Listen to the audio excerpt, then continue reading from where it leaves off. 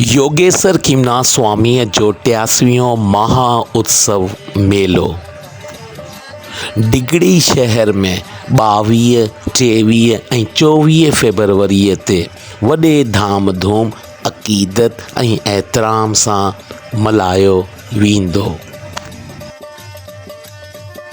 योगेश्वर खीमनाथ स्वामीअ जा अक़ीदतमंद परे परे खां अची मेले में शिरकत कंदा।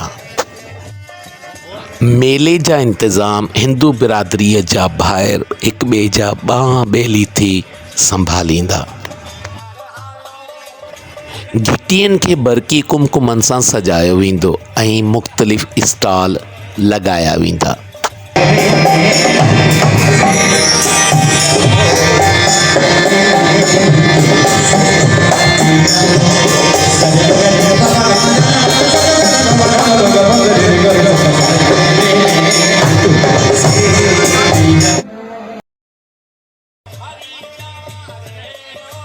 योगेश्वर खीमनाथ स्वामीअ जे मेले जी समाप्ति वतन अज़ीज़ पाकिस्तान जी सलामती ऐं ख़ुशहाली जे लाइ प्रार्थना सां कई वेंदी।